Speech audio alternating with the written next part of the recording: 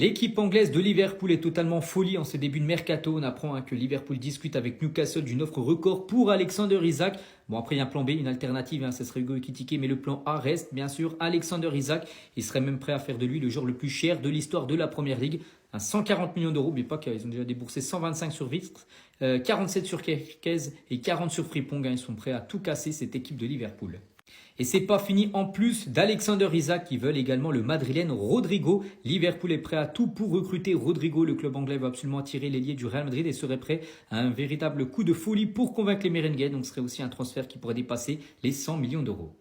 Des nouvelles concernant Malik Fofana. Donc l'approche de Malik Fofana faite par l'Olympique de Marseille n'a pas été trop poussée.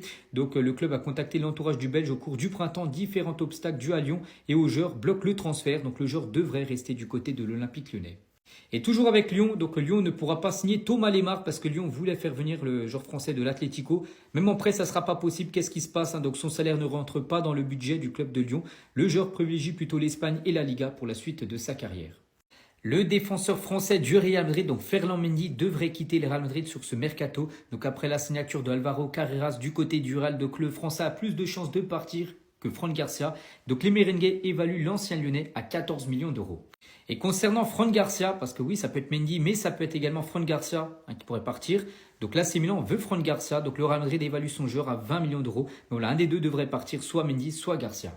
Des nouvelles également concernant le milieu français Corentin Tolisso, donc joueur de l'Olympique Lyonnais. On apprend aujourd'hui que le club de Neom SC, donc c'est une équipe promue en première division saoudienne. Donc ils vont accélérer concernant le joueur français. Donc le club saoudien pousse fort pour recruter le milieu de Lyon avec le soutien de Christophe Galtier, qui est le coach de cette équipe. Des discussions sont en cours avec Lyon pour finaliser le transfert. On va parler cette fois-ci du portugais Francisco Conceição et Erwigo. Le joueur va bien rester du côté de la Juventus Turin. Donc de base, il était prêté par Porto avec une option d'achat. Et la Juve, en gros, va lever cette option d'achat. Donc prix du transfert, 30 millions d'euros. Donc ça sera payable en 4 fois. L'équipe allemande de Francfort vient de rejeter une offre comme de 80 millions d'euros de Hugo Ekitike en provenance de Newcastle. C'est fou, n'oubliez pas que le PSG l'avait vendu 35 millions d'euros il y a quelques années à Francfort et maintenant il refuse des 80 millions d'euros. Bref, le club réclame plus d'argent et certains clubs ont déjà fait savoir qu'ils seraient prêts à payer plus que le montant proposé par l'équipe de Newcastle. Des nouvelles également concernant Brel Embolo, attaquant suisse de l'AS Monaco. Il pourrait partir. Donc l'AS Monaco est prêt à vendre Embolo cet été après un pacte conclu il y a un an. Donc le club de Monaco réclame 15 millions d'euros pour son attaquant. Du côté de l'AC Milan et Manchester United, donc les deux clubs intéressés par l'équatorien Pervis Estupinan, donc défenseur gauche de l'équipe de Brighton. Donc les Red Devils ont déjà entamé des discussions avec l'entourage du joueur. Du côté de l'Olympique de Marseille, donc vraiment Marseille très agacé concernant le Marocain Azzedine Ounahi. Qu'est-ce qui se passe avec lui? Donc Azzedine Ounahi agace en interne à l'OM. Le joueur refuse tous les projets proposés pour quitter le club, parce que Marseille souhaiterait le vendre, mais pour l'instant tout ce qui a été proposé, il a dit non. Et on finit aujourd'hui avec le Napoli qui a tenté de recruter Ederson, mais le transfert a été jugé impossible. Antonio Conte cherche à recruter un nouveau gardien titulaire cet été. Voilà, ils ont essayé Ederson, mais ça ne sera pas possible. Le club espagnol de l'Atlético Madrid veut signer le ballon d'or africain Lookman. Donc l'Atlético veut attirer Lookman pour se renforcer. L'Atalanta Bergame devrait laisser partir son joueur en cas d'offre de 50 millions d'euros. Mais il n'y a pas que l'Atlético Madrid intéressé. On apprend également aujourd'hui que l'Inter Milan est également très intéressé par Lookman. Donc le joueur est positif à l'idée de rejoindre le club. Des nouvelles cette fois-ci concernant Lille avec son joueur Edon Zegrova, donc le joueur kosovar. Donc il a un prix fixé à 20 millions d'euros par le LOSC. Donc un départ semble inévitable. Le joueur a séché la reprise et est mis de côté du côté de Lille. Lille a déjà participé à 2 matchs amicaux en ce début de pré-saison. Aucune une pour lui. Donc en gros, ça sent le départ de Zegrova. Du côté de l'Olympique de Marseille, ça bouge concernant Pierre-Emerick Aubameyang qui devrait bien faire son retour à Marseille. Donc tendance très favorable pour le retour d'Aubameyang à l'OM. Les deux parties ont échangé hier soir. Aubameyang doit encore étudier des offres du Golfe. Il donnera sa réponse dans les prochains jours. Et on finit aujourd'hui avec le jeune attaquant d'Arsenal, c'est Ethan Nwaneri. Il est tout jeune, il a seulement 18 ans. Il va prolonger son contrat avec les Gunners. Il est en fin de contrat dans un an et il devrait prolonger les gars pour les 5 prochaines années du côté d'Arsenal.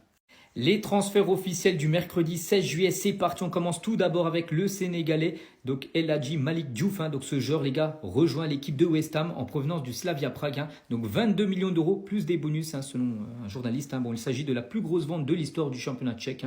Donc il arrive du côté de la Première Ligue. C'est officiel également concernant le défenseur français Kylian Sildilia. Donc un journée en 2002, il signe au PSV, contrat de 5 ans, montant environ 6 millions d'euros. Donc Fribourg, son ancien club, garde 10% sur une future revente. C'est officiel également concernant un autre défenseur français, c'est Mathieu Hudol, capitaine et l'un des meilleurs joueurs de Metz la saison dernière, les gars. Donc le défenseur de 29 ans s'est engagé jusqu'en 2028 du côté du Racing Club de Lens. Donc Metz récupère un peu moins de 4 millions d'euros. C'est officiel également concernant Marco Bizot, ancien gardien de l'équipe de Brest et vient de s'engager du côté d'Aston Villa. Donc ça sent le départ d'Emiliano Martinez. Et on finit aujourd'hui avec une nouvelle arrivée encore du côté de Strasbourg. J'en ai parlé hier, c'était une rumeur, ça y est, c'est fait les gars. Maxi Oyedele, donc un joueur polonais, vient de s'engager du côté de Strasbourg. Prix de l'opération 6 millions d'euros. Comme d'habitude, Chelsea toujours très actif sur le mercato. On apprend aujourd'hui que Chelsea a entamé de nouvelles discussions avec l'agent de Eze, donc joueur de Crystal Palace, un joueur qui est convoité aussi par pas mal d'équipes. Donc les Blues rentrent dans le dossier. On prend la direction cette fois-ci de l'Italie et du côté de Naples. Un Erigo, un nouvel attaquant va débarquer du côté de cette équipe. C'est Lorenzo Luca, va signer du côté de Naples. Donc l'attaquant arrive en provenance de l'Udinese sous la forme d'un prêt payant de 9 millions d'euros avec une obligation d'achat de 26 millions d'euros l'année prochaine. Donc contrat de 5 ans, voilà, c'est quasiment fait. Ce qui veut dire, les gars, que Darwin Nunez, que Naples, bien sûr, ciblait depuis longtemps, ça tombe à l'eau, les gars. Naples abandonne la piste de Darwin Nunez. Le prix est jugé trop élevé. C'est pour ça plutôt qu'ils vont aller chercher Lucas, l'attaquant du Udinese. Bon, lui, il va bien partir, bien sûr, de Liverpool. Donc, le joueur reste sur le départ avec l'Arabie Saoudite. En embuscade, il y a surtout le club d'Al Hilal qui est très intéressé par l'attaquant uruguayen. Des nouvelles également concernant Ibrahima Konaté, défenseur français de Liverpool. Il a refusé une offre XXL venant d'Arabie Saoudite. Le défenseur de Liverpool a décliné l'approche saoudienne. Il veut poursuivre sa carrière en Europe et rester au plus haut niveau. Le Bayern Munich est toujours dans sa quête d'un nouveau ailier gauche. Il y a pas mal de joueurs qui ont été annoncés du côté du Bayern, comme Nico Williams, comme Bradley Barcola, comme Luis Diaz. Et maintenant, les gars, le Bayern cible tout simplement Rodrigo, le joueur bien sûr du Real Madrid. Donc le Bayern Munich est prêt à lâcher plus de 100 millions d'euros pour le joueur madrilène. Des nouvelles concernant Jadon Sancho, joueur de Manchester United. Donc c'est 20 millions d'euros et un salaire de 6 millions d'euros par saison. Donc Manchester United est même prêt à lui payer une indemnité de départ pour qu'il puisse s'entendre avec un club. Et la Juventus Turin est très intéressée par Sancho. Donc la Juve rêve de lui et est tout proche de rafler la mise. Des nouvelles également concernant le gardien français Alban Lafont, donc gardien du FC Nantes. Il devrait signer du côté du Panathinaikos là dans les prochaines heures. Donc ça devrait être un prêt sans option d'achat. On va parler cette fois-ci du gardien argentin Emiliano Martinez et Manchester United avance pour l'arrivée de Martinez. Les Red Devils ont entamé des négociations avec Aston Villa pour le gardien argentin et surtout qu'à Aston Villa, un nouveau gardien vient d'être signé, les gars. C'est Marco Bizot, ancien gardien de Brest. C'est officiel. Donc ce qui veut dire, les gars, que Emiliano Martinez a un bon de sortie, bien sûr, pour partir. Et toujours avec Manchester United, donc ils envisageraient de signer Nicolas Williams, donc attaquant sénégalais de Chelsea. Donc l'avenir de l'international sénégalais à Chelsea serait très incertain avec les arrivées comme de Liam Delap, attaquant. Et également João Pedro également qui est arrivé en provenance de Brighton. C'est pour ça que pour Nicolas Jackson, ça sent le départ. Aujourd'hui, c'est le jour J concernant Lamine Yamal. Donc le renouvellement et le nouveau maillot de numéro 10 de Lamine Yamal devraient être annoncés cet après-midi. Donc voilà, officiellement, Lamine Yamal portera maintenant ce numéro 10 du côté du FC Barcelone. On va parler cette fois-ci de Marc-André Ter Stegen. On sait que la situation du gardien allemand est très critique, très délicate du côté du Barça. Donc le Barça a invité Ter Stegen à partir, mais il a jusqu'à présent exprimé le souhait de rester. Lui, les gars, il veut pas, même si c'est le troisième gardien. Il pense qu'il réussira à gagner sa place de titulaire la saison prochaine. On espère pour lui, s'il reste.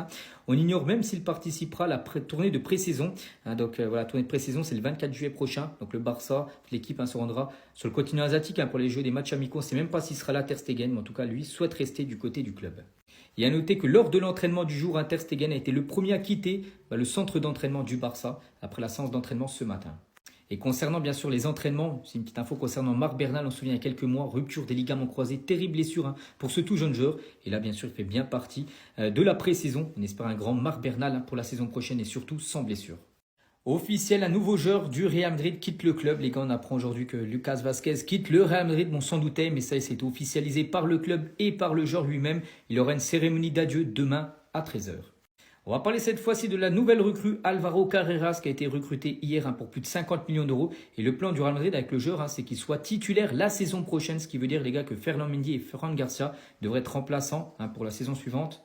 Et à noter que Ferland Mendy, c'est peut-être le joueur qui devrait partir. Un des deux devrait partir, soit Garcia, soit Mendy. Et Mendy devrait quitter le Real Madrid cet été après la signature de Carreras. Le Français a plus de chances de partir que Fran Garcia.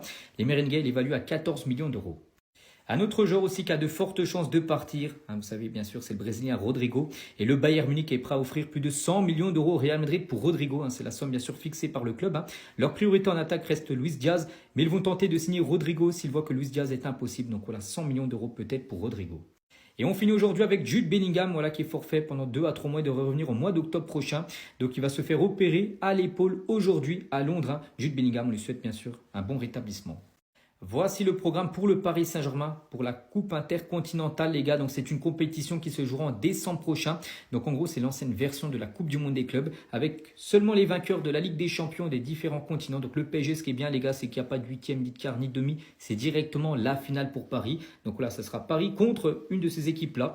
Donc, ça peut être Auckland, hein, contre Al Ahly, donc le vainqueur de la LDC asiatique contre le vainqueur de la Ligue des Champions Océanie. Donc le vainqueur affrontera le vainqueur de la Ligue des Champions africaine, hein, qui est Pyramide, et le vainqueur affrontera en demi-finale l'équipe de Cruz Azul qui sont qualifiés directement. Ils ont gagné la Copa Libertadores, donc la Ligue des Champions sud-américaine, et le vainqueur dans tout ça affrontera Paris en finale. On va parler également de Tottenham. N'oubliez pas que dans un mois, le PSG affronte Tottenham, la Super Coupe d'Europe. Et le programme de Tottenham, avant d'affronter le PSG, ils ont pas mal de matchs amicaux, hein, comme des matchs comme Newcastle, Bayern, Arsenal. Ils ont 5 rencontres de matchs de préparation, alors que pour l'instant Paris n'a aucune rencontre pour préparer bien sûr cette finale de Super Coupe d'Europe. Et on finit aujourd'hui les gars avec Cavani, parce qu'on n'oublie pas, il y a 12 ans jour pour jour, hein, le 16 juillet 2013, on est le 16 juillet 2025, et Cavani rejoignait le Paris Saint-Germain, et c'est bien sûr une légende du côté de Paris, mais pas qu'il est toujours actuellement le deuxième meilleur buteur de l'histoire du club. Il a inscrit 200 buts, hein, voilà, du côté de Paris. Il a été dépassé, hein, ces derniers temps par Kylian Mbappé.